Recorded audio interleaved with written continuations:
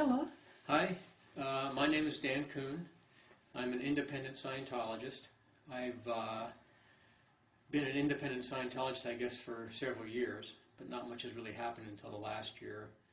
I got in Scientology in 1969. I joined the Sea Org in 1977, and I left at the end of 2003. That's sort of my basic time track in the church, so to speak. Okay, could you please tell a little more about how did you get in? Like, how did it happen? Sure. Well, I got interested in Scientology through my brother, who was at St. Hill in the 60s, and he was on the clearing course and was clear number 88, and he got me and a couple of friends interested in it. About 1968, I was in school in Berkeley at the time, and I did my comm course. First comm course, a 2-day, like one of these weekend comm courses. I did that in 1969. Didn't get a whole lot out of it, to be honest. I was meditating at the time, and I was kind of going, wow, I had to stop meditating for a couple of days before I could do the course. And then I went back to my meditation after that. But later I went home for the summer and came back to school in the fall, and I got onto the old HSDC, the Hubbard Center Dynamics course. And that was great, and it just took off for me. I just started having win after win after win, got some auditing, had a great time, and joined staff at the mission in Berkeley in 1971. I was there for about 3 years, and then I went down to LA, did the clearing course, did the OT levels, audited at missions, Pasadena, did the briefing course in 1975 and 1976, went up to Lake Tahoe and worked at the mission up there. Came back to LA, and in 1977 I got recruited for the Sea Org. LRH wanted to make some auditors for a qual-div he was forming up in down by Indio, the old famous winter headquarters down there next to the La Quinta golf course. So I joined the Sea Org and spent the next 27 years there. Got fed up with the way things were going at the end of 2003 and left, and I've been out since and just living my life. Okay, thank you. And when you said you got fed up with things, what did you mean? Well, I had many experiences in the Sea Org, many good experiences, many challenging experiences, many bad experiences. But what I noticed was a progression. When I first joined the Sea Org, LRH was there. He met with us.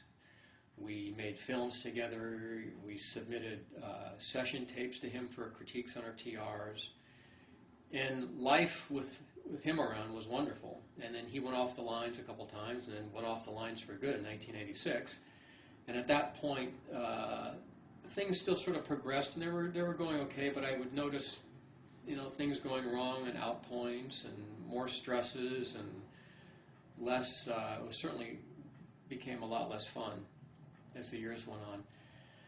By the time I left in 2003, it was pretty unfun. It was very much a sleep-deprived situation, a lot of pressure, a lot of demands with no production, a lot of HE&R, a lot of the stuff you read on the blogs about experiences at the base. I can attest that they're all extremely accurate. I lived through them. I observed them. I know people, good friends of mine who are now out, will attest to the same thing. And it just was not the Scientology that I joined in 1970 and in the 70s and 80s.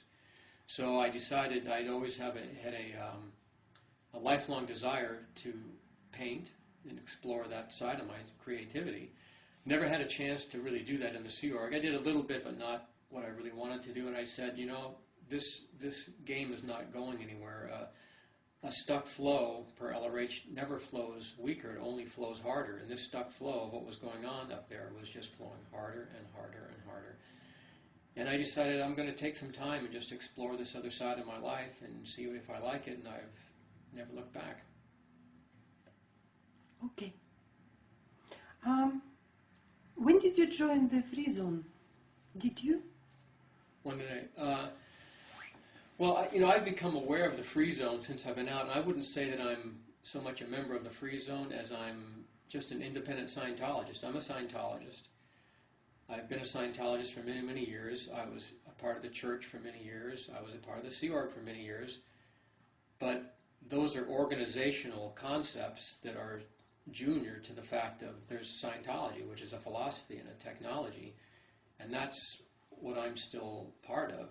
And I'll never not be part of that. I'm just not part of any particular organization.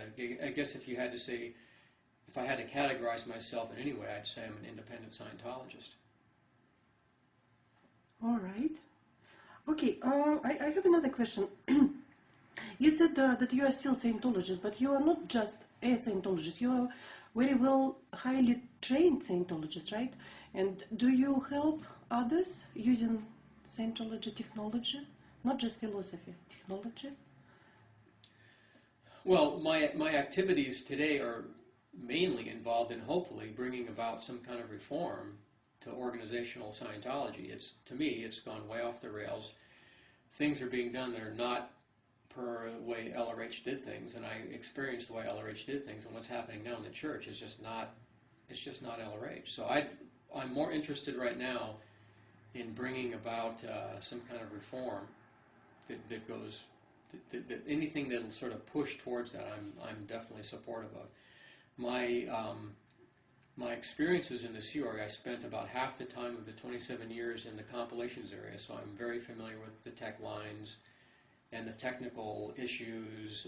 I did most of the work on compiling the Golden Age of Tech, and some people disagree with that heavily. Other people think it's the fact that an auditor should be able to do his drills properly is fine, but the misadministration of it is what really screwed it up, and I tend to sort of side with those people that it's good that an auditor should be able to assess an L1C and not flub the commands, and just so he can get a proper read and the PC can stay in session and not be distracted by the auditor. On the other hand, I think that a lot of this stuff was misadministered, and that's what's given it a bad name, in my opinion. I'm interested in helping people apply Scientology wherever they are. I don't care if they're in the church or out of the church or in the free zone or just as independents or whatever. Scientology is the senior datum, and that's what I'm interested in promoting and ensuring it is always there for us. And I do think the church needs to be drastically reformed because it's completely off the rails right now.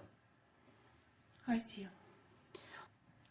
Okay, so people ask me sometimes whether you can actually do Scientology outside of the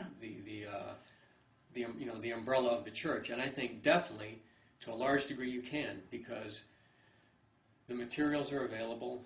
You can either buy the books, you can find them on the internet, you can get materials on eBay, and you can study these things by yourself. Study Tech is available. You don't need a supervisor standing over you to make sure that you understand what you're reading. I mean, if you're interested in Scientology, you should just read and study Scientology.